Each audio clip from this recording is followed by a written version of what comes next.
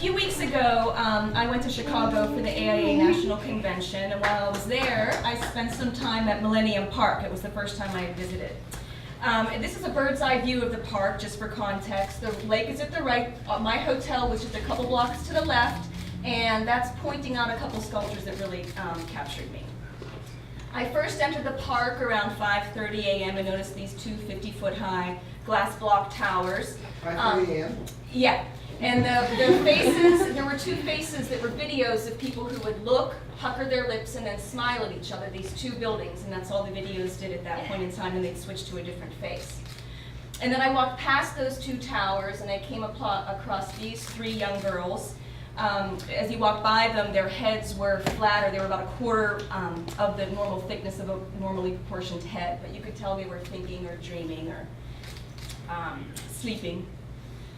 So I passed the three young girls, and I came to this building. I'm not gonna note any architects or artists in this. Just my first sort of sensations, interactions with them. This building was moving as I moved. This is his only decent building. Yeah, and it seemed as though you could almost hear the building. You couldn't tell if it was echoes from concerts that were past or if it was the building itself. But it was very active. And then I came back away from this pavilion, and I entered a garden that was very subdued and quiet, very peaceful, even though it was in the heart of the city. And at each point in the park, my eyes were constantly cast up to these buildings who they basically disappeared into the fog above. And then I walked around a little more and came across this little cycle center that was also a part of the park. And I was captured by the fact that the edges between the building and landscape were pretty blurred. And it seems as though this building is almost growing out of the landscape around it. And the main part of the building is actually one story below this. That was just the top of it. So then I came to this. I'm calling it the cloud. This was the thing that drew me in the entire time. You'll notice on the upper right-hand corner, that's not a smudge. That's a reflection on that piece of the incoming fog off of the lake. And those two pillars in the foreground, they're not part of the sculpture. They're separate. So you'll see some more photos that shows it without those pillars. By around 6:30 or 7, more and more people kept coming to this cloud. And you'll see there were photographers of many ages. Bottom right-hand corner is someone cleaning it. But you can basically notice that it really draws your attention beyond the sculpture to the view of the city itself. This is basically a little bit later in the morning, probably 7:30, and more crowds began to come. And I was more captured by the actions of the people around this because everyone wanted to contort their bodies and connect with it in weird ways and take photos, and it was just very captivating. So then I came back after dinner and several wines around 10 p.m. and I found the cloud completely transformed. It was almost as though it was silenced, sort of surrounded by the actions of the plaza around it. And I was struck by the fact that at 10 p.m. this was a fully active urban plaza. I thought it was a beautiful thing. And in this image, it's almost as though the people in the plaza are carrying it down in the left direction. It's almost like it's a balloon that's been sitting for a while and there's just enough helium to lift it up, but it's all highly polished stainless steel. So then after I walked past the cloud, I came across, this is the older sister of the three younger girls that you saw earlier. She's looking down Washington Street, which is the main street that divides Chicago into north and south portions.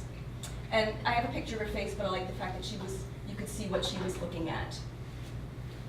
And then I came back to that, the two buildings, the two towers. I realized that they're actually fountains. This is three separate pictures of it. And what happens is, when the person puckers their lips, water comes out of that fountain. And then they smile, and the water stops. And all the children and the people play in the water below. And then at 10:32, the faces turned off, the lights went down, but there were still many people left in the plaza and in the park enjoying the space.